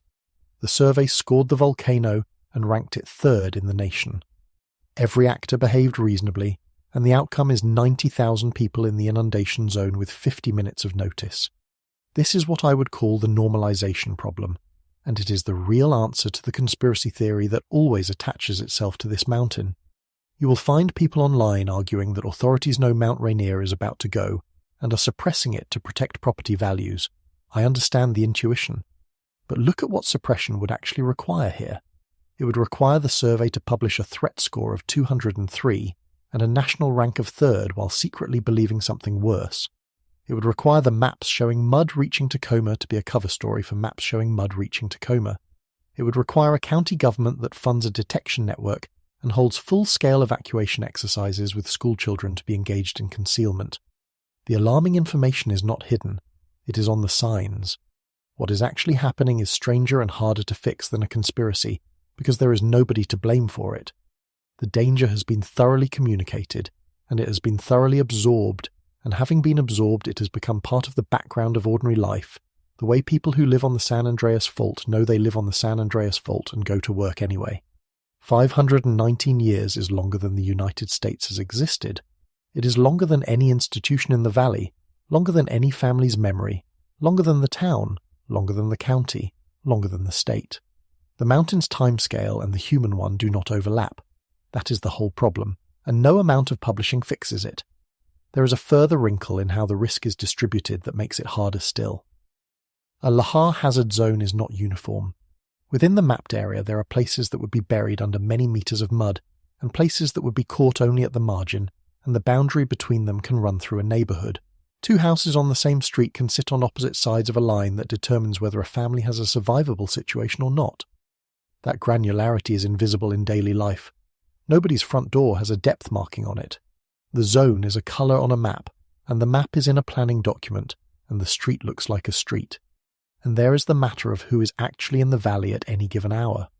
The 90,000 figure is a residential count. It does not capture the people who commute into these communities to work, or the traffic on the arterial roads, or the trains, or the visitors to Mount Rainier National Park, which draws well over 1 million people a year and puts many of them in exactly the drainages we have been discussing, upstream of every siren and every marked route. A flow in the middle of a July afternoon and a flow at 3 a.m. in February present very different problems, and the difference is not small. I also want to be fair to the counter-argument that gets raised whenever hazard maps are discussed, which is that the zones are drawn too aggressively and function in practice as a constraint on development. That is a real political argument in Pierce County, and it has real economic consequences for landowners. But the technical answer to it is the one we walk through in the second act. These boundaries are drawn substantially from where the deposits are. They are not a computer's guess about a hypothetical event. They are a map of mud that has already been where the map says it has been. If there is a legitimate criticism of the mapping, it runs the other way, toward the upper bound being under-constrained rather than overdrawn, because the largest events are exactly the ones whose margins are hardest to trace after thousands of years of erosion. Which is why the thing that has been built in this valley is not a public information campaign.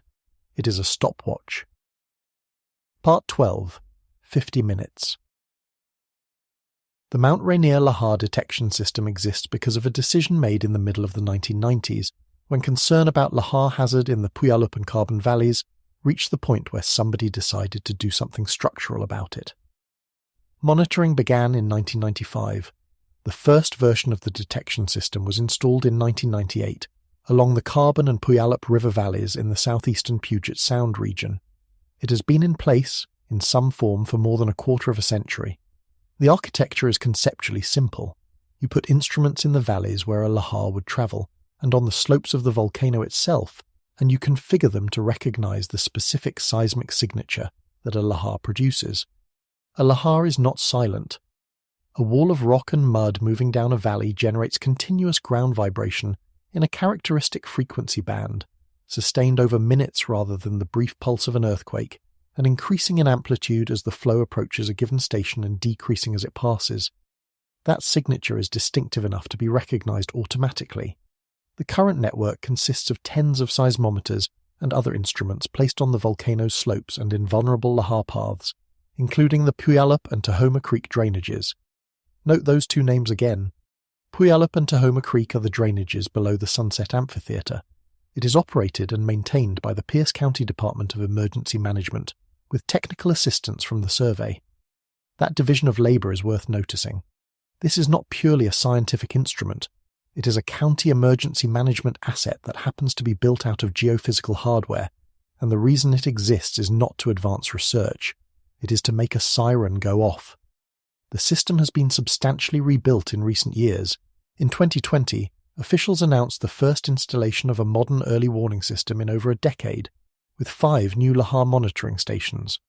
Between 2017 and the spring of 2021, 14 new sites went in, several of them replacing the 1998 vintage installations on the Puyallup River, with up to 20 additional sites planned for the 2021 to 2023 window. So the network is denser than it was, more modern than it was, and better distributed than it was. That is genuinely good news, and I do not want to undercut it. But now we come to the sentence that this entire video has been building toward, and it is a sentence about what the system is, not about how well it works. The detection system detects, it does not predict. Read the name again, Lahar Detection System, not Lahar Warning System in the sense of anticipating one, and certainly not Lahar Forecasting System. The instruments cannot tell anybody that a lahar is coming, they can only tell them that one has started. The design assumption, built into the hardware, the software, and the emergency plans, is that the first indication of the event will be the event, which means the entire safety architecture for 90,000 people reduces to a single quantity, the interval between the moment the flow is detected and the moment it arrives. So how long is that interval?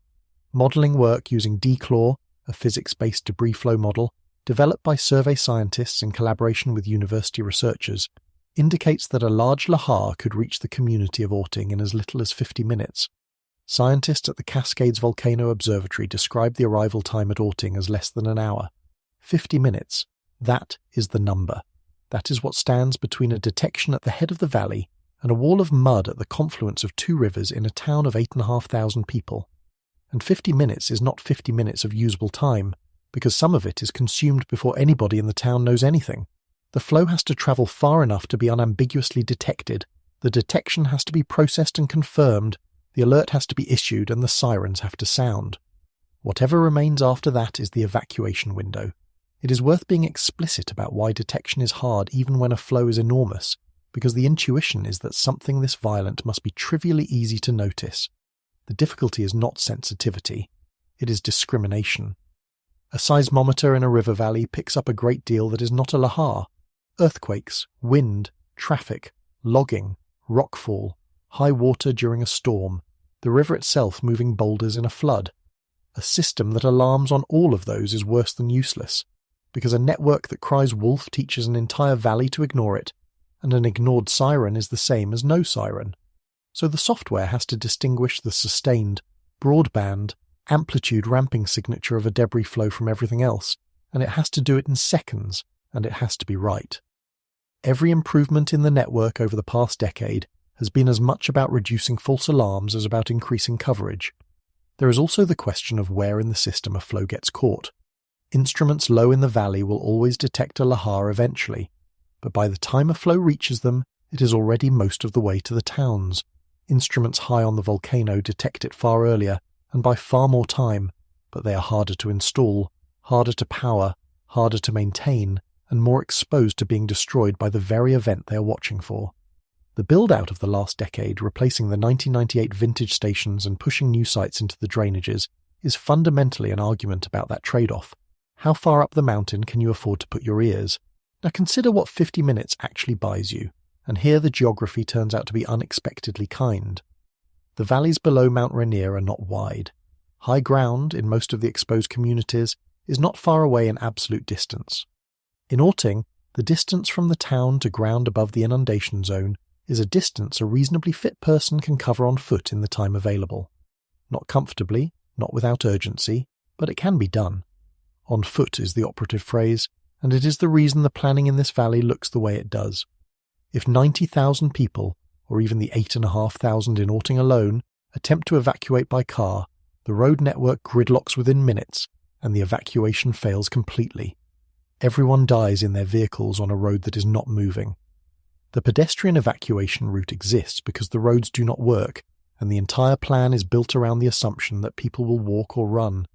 Break the 50 minutes down and you can see where every one of them goes. Call the first several the detection interval. The flow has to develop, travel, and generate enough sustained signal at enough stations for the system to declare with confidence that this is a lahar and not a landslide, a storm or a train. Call the next few the notification interval, confirmation, activation of the outdoor warning sirens, and whatever automated alerting reaches phones. What remains after that is movement time, and movement time is further eaten by the slowest part of any evacuation, which is not walking. It is the delay between hearing a siren and starting to move. People look for family members, people go back for a bag, people stand in the street trying to work out whether it is a test. That last interval is the one that drills are actually designed to compress. Everything else is engineering. The gap between the siren and the first step is pure human behavior, and the only known way to shorten it is repetition until the response is automatic, which is why they practice. The communities and school districts within Rainier's lahar hazard zones, organised as the East Pierce Interlocal Coalition, run lahar evacuation drills every 2 years, and Orting runs them every single year. The participating districts include Puyallup, Sumner Bonnie Lake, White River and Carbonado. The most recent regional full-scale exercise was held on Thursday, the 23rd of April, 2026. The survey describes this valley as the setting for the largest lahar evacuation drill in the world. Picture what that involves. An entire school district at a signal moves out of its buildings and walks in an organised body along a marked route to high ground, and is timed doing it. Children who have done this every year since kindergarten. teachers who know the route in their sleep, a whole town rehearsing a disaster that has not happened since the year the deposits under their feet were laid down. I want to say plainly that I think this is admirable, and I want to contrast it with something we looked at earlier this month. On August 2nd, we examined an evacuation plan in southern Italy, covering close to 1 million people around an active caldera, where the official timeline runs to 72 hours, and where the honest assessment from the scientific community was that nobody knows whether it would work because it has never been rehearsed at scale and because the road network is not adequate to it. Pierce County does not have that problem, not because the geology is more forgiving, but because they have spent 25 years practicing. That is the strongest thing anybody can say about the situation in these valleys, and it is genuinely strong. It is also, when you set it against the 1507 finding, an admission. You do not build your entire safety architecture around a 50-minute sprint unless you have accepted that you will not see it coming. Part 13. The loudest quiet on record. On the 8th of July, 2025, Mount Rainier began to shake. Over the following weeks, the instruments recorded more than 1,350 earthquakes beneath the volcano. At its peak, the rate reached 26 recorded earthquakes per hour. It was, by every measure the survey uses, the largest earthquake swarm ever recorded at Mount Rainier. It surpassed the previous record swarm of 2009 in magnitude, in total number of events, in event rate, and in total energy release. The 2009 comparison is instructive, because it was itself remarkable at the time, producing more than 1,000 earthquakes in a 3-day period. The largest event in the 2025 swarm was a magnitude 2.3 beneath the summit. A magnitude 2.3 is not felt by most people standing on top of it. Nothing was damaged, nothing was visible, nothing changed at the summit, and the alert level and the aviation colour code remained at green and normal throughout. The survey's interpretation was that the cause remained consistent with the circulation of fluids along pre-existing faults beneath the volcano, which is considered background activity at Mount Rainier, and that there was no indication that the level of earthquake activity was cause for concern.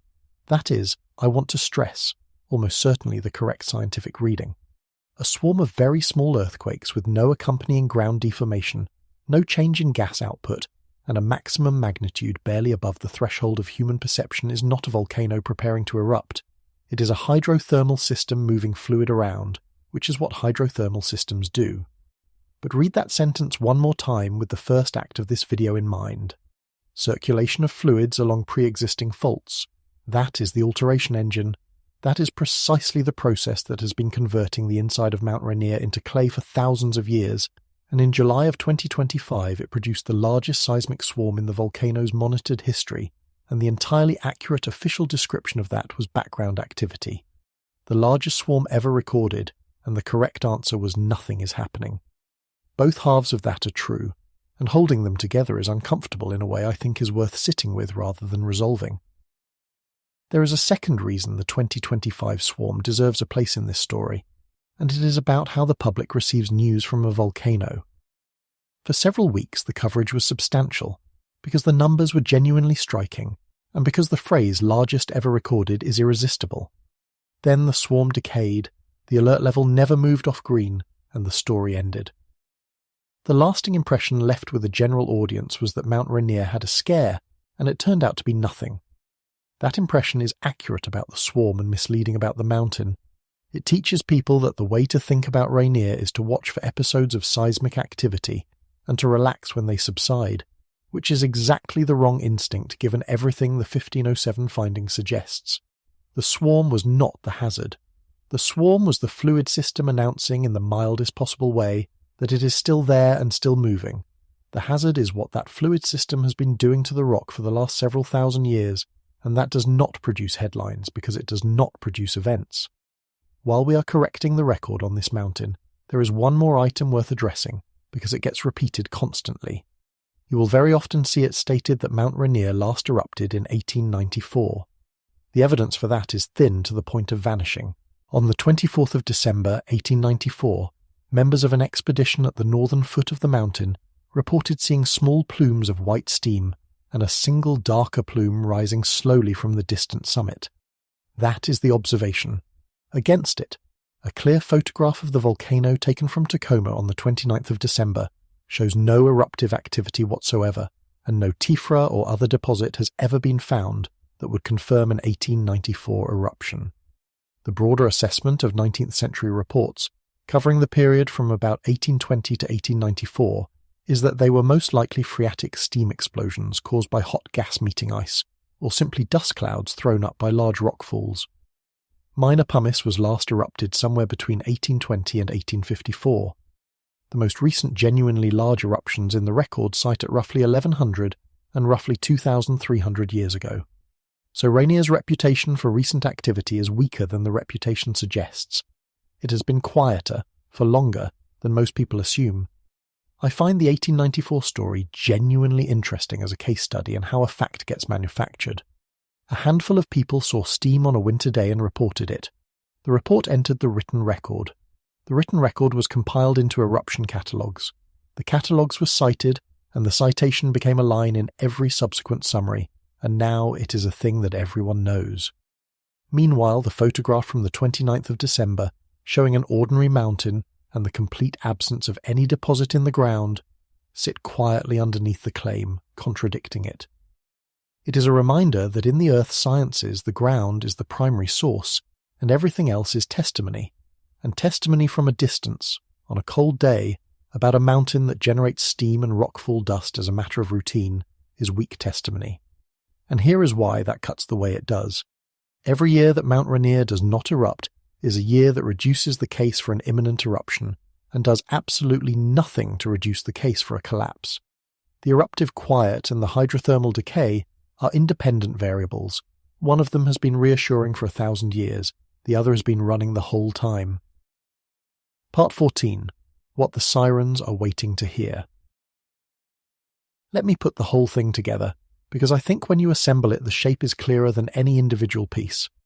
Mount Rainier is the third most dangerous volcano in the United States on the official assessment, with a threat score of 203, and it holds the single distinction of having more people living in its debris flow hazard zones than any other volcano in the country. It has not had a confirmed large eruption in roughly 1,000 years. Its alert level is green. Inside it, a hydrothermal system has spent millennia converting hard andesite into clay. The clay is weak, it traps water, and the water weakens it further. Stability modelling published in 2001 found that the combination required for a sizable sector collapse, meaning voluminous weak-altered rock high on a steep slope, exists in exactly one place on the mountain, the upper west flank, the Sunset Amphitheatre. That amphitheatre is what is left over from the last time this happened at full scale.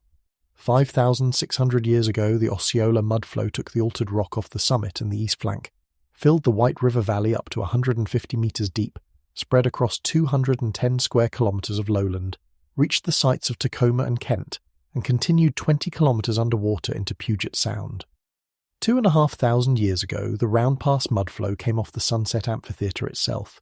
Within the last century, a rock avalanche came off the same headwall, small, and left an exposure of altered rock in its scar.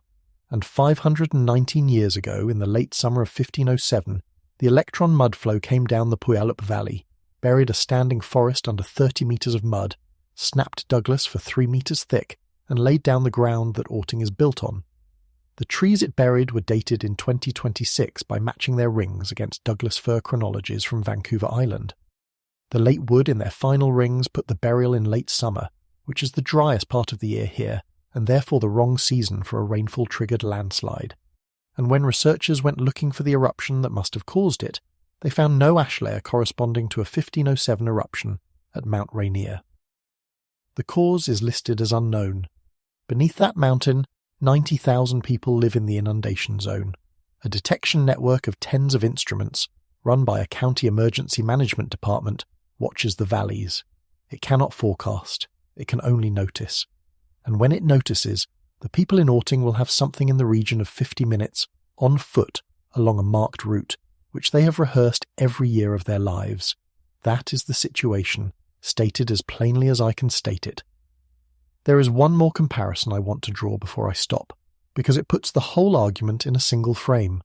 Consider what the 2018 threat assessment is actually measuring when it puts Mount Rainier third in the country. It is not measuring probability of eruption.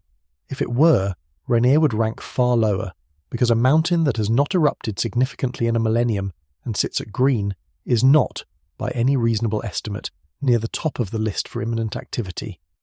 What the score is measuring is the product of hazard and exposure, what the volcano is capable of doing, multiplied by how many people are standing where it would do it. That is an institution telling you, in its own quantitative language, exactly the thing this video has been arguing. The number that makes Mount Rainier dangerous is not a number about the volcano. It is a number about the valleys, and the same inversion runs through everything else. The most heavily glaciated peak in the contiguous United States is dangerous because of the ice, not despite it. The sector of the mountain that has never collapsed is the weakest one, not the strongest. The largest earthquake swarm ever recorded there was correctly classified as nothing. The most recent eruption everybody cites probably did not happen, and the largest lahar in 1,000 years arrived with no volcanic announcement of any kind. Every intuition you would bring to a volcano, applied to this one, points the wrong way. I want to be careful about the conclusion, because there is a version of this video that ends with the word overdue, and that version would be wrong. 519 years have elapsed against a recurrence interval of 500 to 1,000 years for the largest class of event. That is inside the window. It is not past it. Averages calculated over a 6,000-year record do not schedule anything, and a mountain does not become more likely to fail because a number has been reached. There is no clock in the rock. Anyone who tells you Mount Rainier is due is describing arithmetic, not geology. What I would say instead is this. The hazard at this mountain has been quietly misfiled for a long time, and the misfiling is comfortable rather than careless. We file volcanoes under eruption, and eruptions under warning, and warning under instruments, and the whole chain feels sound because at most volcanoes it is. At Mount Rainier the chain has a break in it that nobody put there on purpose. The mechanism that will most likely produce the next great flow does not travel through the part of the chain we are watching. The mountain is not a bomb waiting for a fuse. It is a structure being taken apart from the inside by its own chemistry, on a timescale that has no relationship to human attention, and the last time a piece of it came off, it did so on a dry summer day when nothing else was happening. So when I look at a photograph of Mount Rainier now, the white dome over the Puget Sound skyline, what I see is not a volcano that might one day erupt.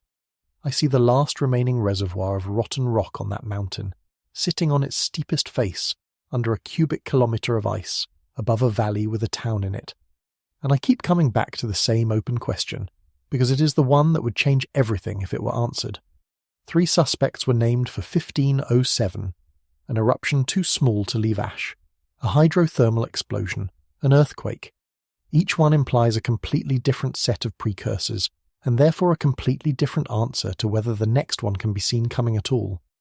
If someone finds a cryptotephra layer of the right age in a lake core, the eruption hypothesis survives and the monitoring model holds.